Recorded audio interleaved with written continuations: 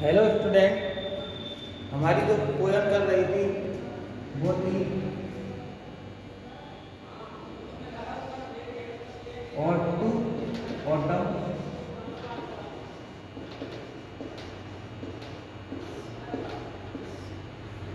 John Keats.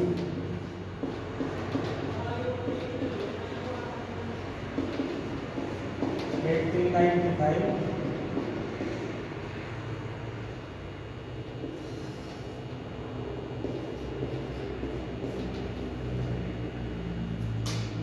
We had discussed about the introduction to the poem in our previous classes. Today we are discuss about the summary of the poem. We can see that in this poem the poet describes the various season of the autumn. Poet describe the autumn when autumn in the peak. So we start our summary of the poem. The poem has 311 line stanza. Summary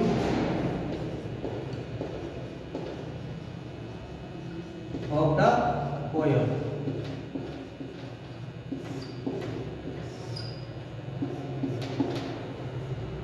Summary of the poem.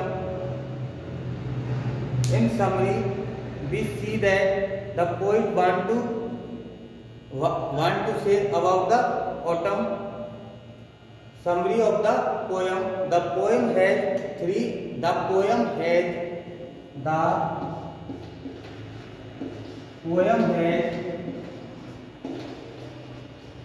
three. The poem has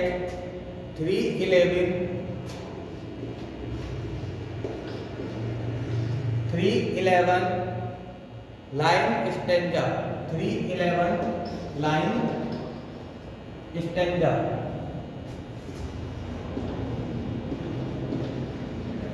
311 line stanza मतलब 3 stanza 11 लाइनों के 311 line stanza which describe a which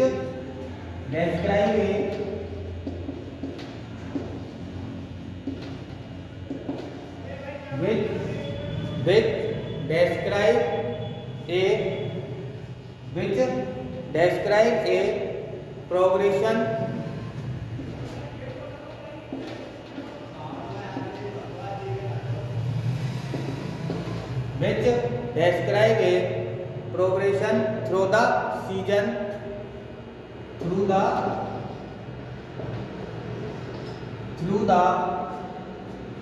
season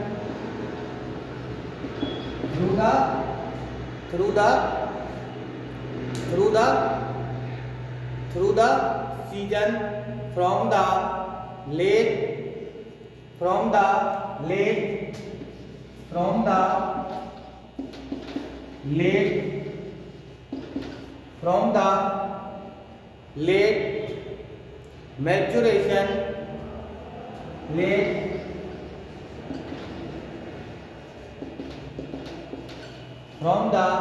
late maturation यानी परिपक्वता maturation of the crops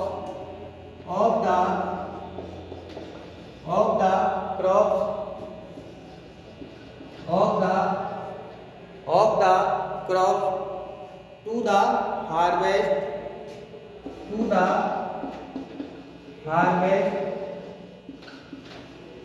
crop यानी फसल, harvest यानी कटाई, crop यानी फसल और हार्वेस्ट यानी कटाई। And to the last day of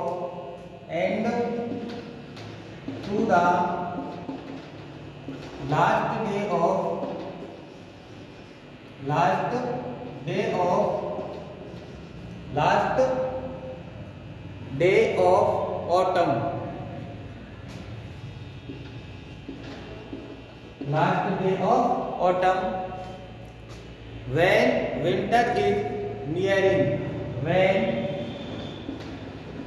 winter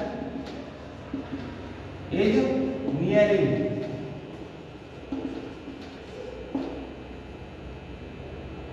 Summary of the poem. The poem had 311 line stanza which describe a progressive मतलब प्रगति किसकी, ऑटम की, through the season from the late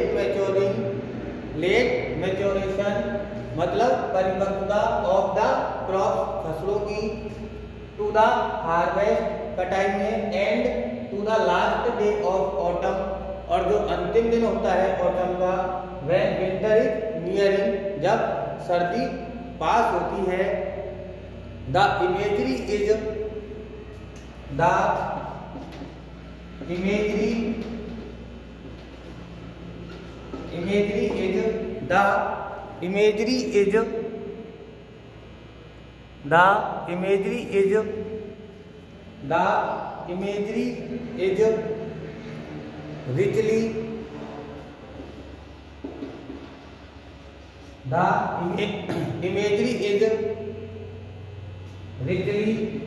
The imagery is richly achieved through the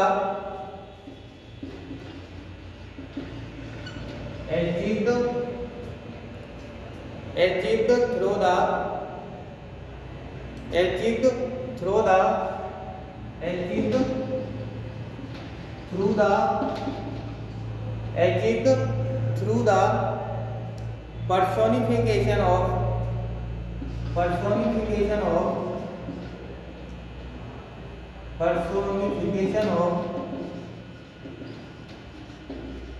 personification यानी मानवीयकरण, personification of autumn, personification होता है मानवीयकरण किसी चीज को। जैसे इस पोयम में ऑटम को पोइट ने एक गॉडेस देवी के रूप में एक स्टेंजा में डिस्क्राइब किया है, इसलिए ऑटम का पोइट ने यहाँ पर पर्सोनिफिकेशन किया है। Personification of autumn and the description of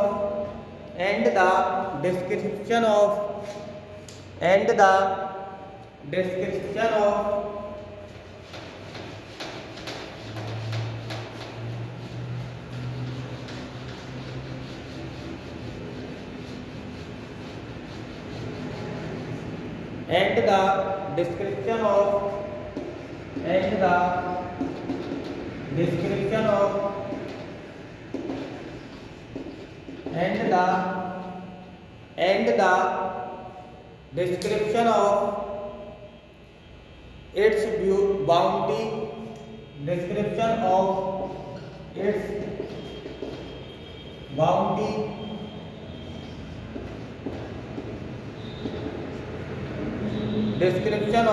bounty, bounty क्या होता है, प्राइज मतलब इनाम। It's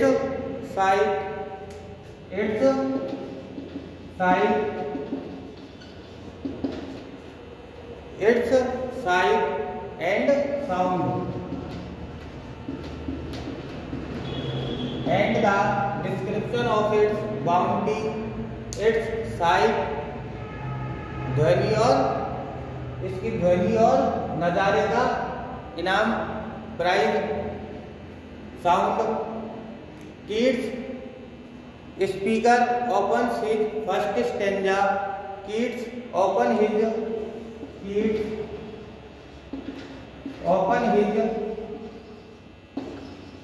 first stanza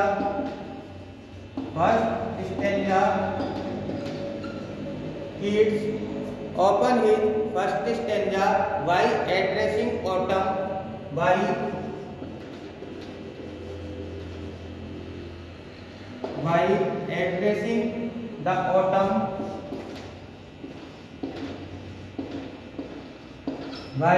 addressing the autumn, describing its abundance, describe its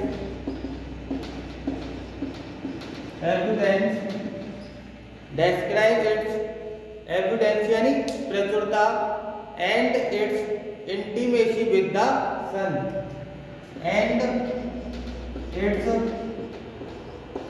intimacy, and its intimacy with the sun, with the sun, intimacy यानी घनिष्ठता, with whom, with whom, with whom, with whom autumn ripens, autumn ripens, ripens यानी ripe यानी पकाना, fruit, fruit and ripe fruit and cause the ripe fruit and cause the ripe fruit and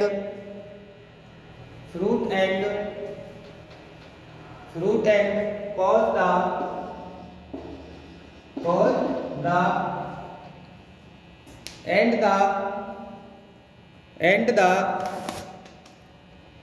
description of its bounty,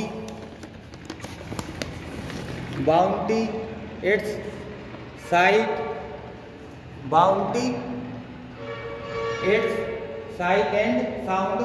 Keats open his first stanza while addressing the autumn, describe its evidence यानी प्रचुरता, इसकी प्रचुरता के बारे में, and its intimacy with the sun और सन सूर्य के साथ इसकी घनिष्ठता के बारे में. जो पोइट है वो फर्स्ट स्टेंजा में ऑटम का प्रचुरता के बारे में और इसकी सूर्य के साथ घनिष्ठता के बारे में. विद whom ऑटम राइप जिसके साथ ऑटम पका देती है फलों को, cause the late flower to bloom, cause the late flower to bloom, late flower to bloom, देर से फूल खिलने के लिए, देर से फूल खिलने के लिए. सन ऑटम क्या करती है, आप जब पोयम पढ़ोगे तो उसमें आपको पता लगेगा. जो फर्स्ट स्टेंजा है उसमें ऑटम, उसमें जो ऑटम है वो सन के साथ कॉन्स्पायरिंग करके मतलब षड्यंत्र करके दोनों इंटीमेसी फ्रेंड बन के जो ऑटम फलों को पका देती है और जो देर से खिलने वाले फूल है उनको भी खिला देती है. In the second stanza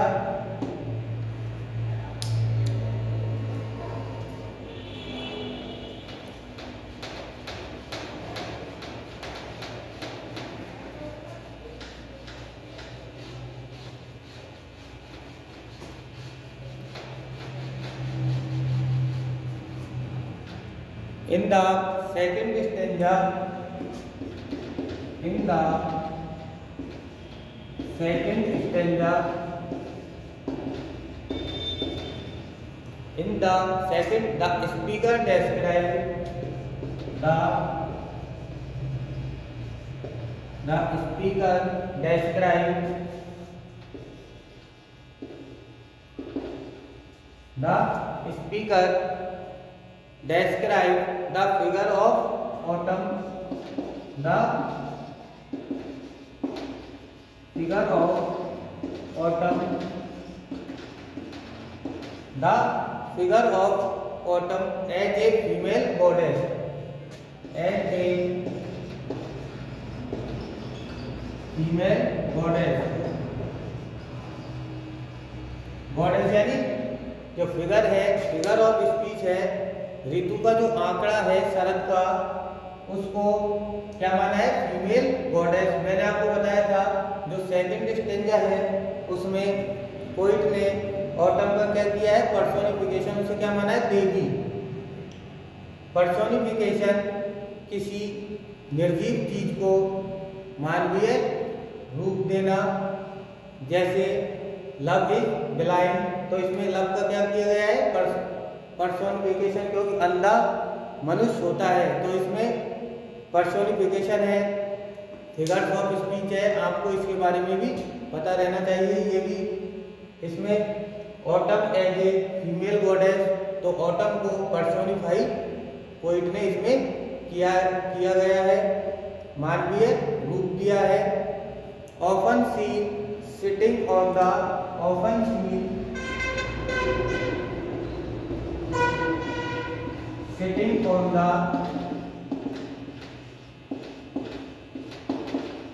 often seen sitting on the granary,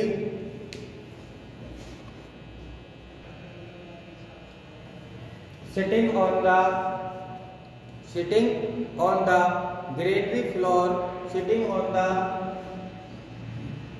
granary floor, sitting on the granary floor, her hair,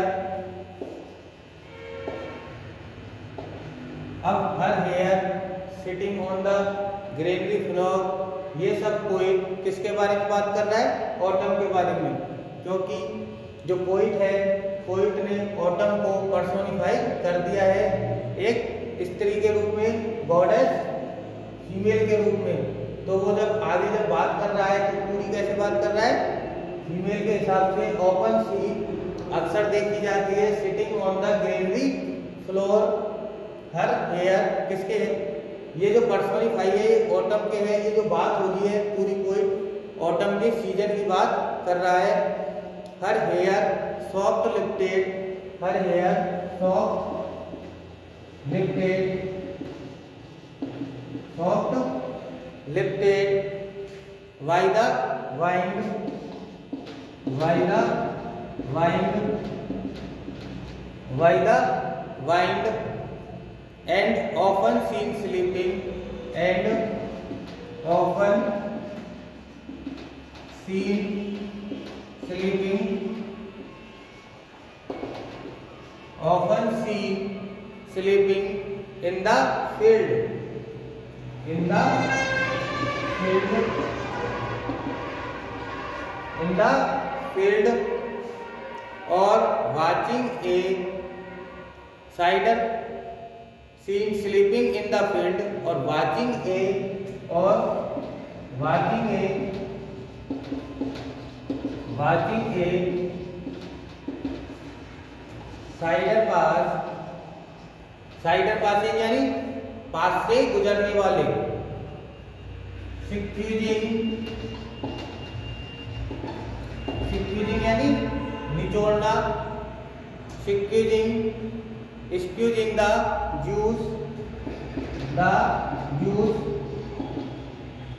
स्क्यूजिंग the juice from apple, from apple, from apple. In the second stanza, the speaker describes the figure of autumn. जो figure of autumn है, शरद ऋतु का जो आंकड़ा है उसको describe करता है। दूसरे स्टेंजा में एज ए फीमेल गॉडेस, कैसे, एज ए फीमेल गॉडेस, देवी के रूप में। Often seen sitting on the granary field, हरे मैदानों में बैठी देखी जाती है। ऑटम, हर हेयर, उसके जो बाल है, soft lifted by the wind, मतलब हवा से उसके मुलायम बाल लिफ्ट यानी उड़ते हुए देखे जा सकते हैं, हवा से उड़ते हुए। And often seen sleeping in the field, और खेतों में सोते हुए। और वाचिंग ए साइडर पास, और जो पास से गुजरने वाले हैं वो देख रहे हैं।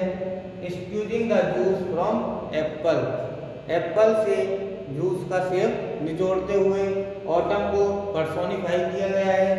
जो दूसरा स्टेंजा है उसमें ऑटम जा रही होती है, जो जाती हुई ऑटम का पोइट ने इसमें सेकंड स्टेंजा में वर्णन किया है, डिस्क्राइब किया है।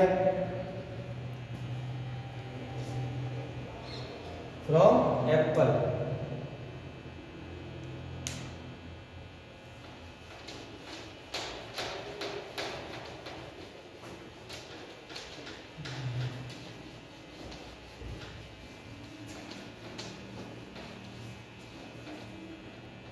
In the third stanza, in the third stanza,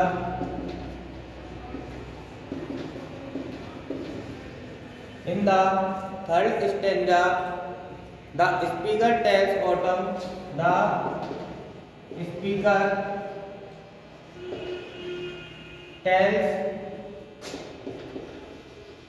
Autumn, the speaker tells Autumn not to wonder. Speaker tells Autumn not to wonder. Not to wonder. Not to wonder where two songs of spring. Where two songs of spring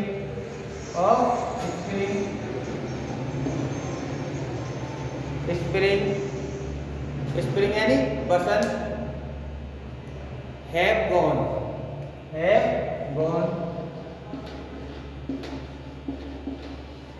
in the third stanza the speaker tells Autumn को बताता है not to wonder, आश्चर्य मत करो, where two songs of spring, जो कि बसंत का जो गाना जा चुका है उस पर कोई आश्चर्य मत करो, have gone, but instead to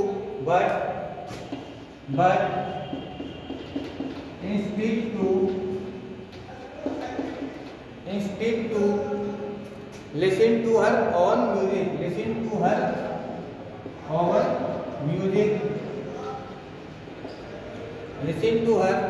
music at twilight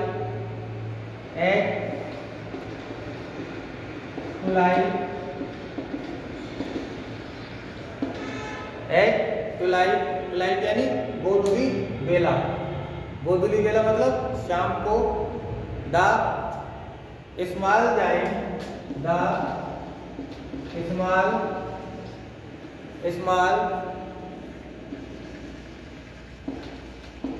giants among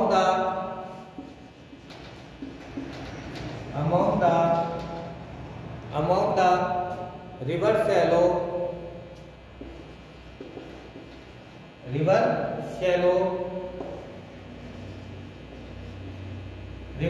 मतलब नदी के बीच, दोनों घाट होते हैं उनके बीच में होगी जो पानी जाता है नदी के बीच।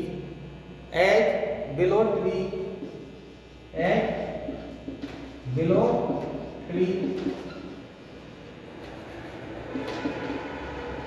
बिलो पेड़ का नाम है, जैसे नीम का पेड़ ऐसे below tree. Lifted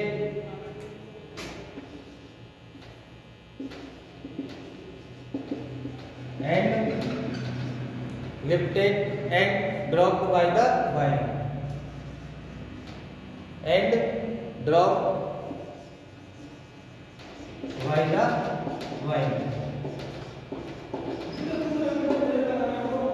dropped by the wind। यहाँ पर ये अपनी जो 3 स्टेंजा थी इसकी समरी कंप्लीट हुई। Next poem. Okay student.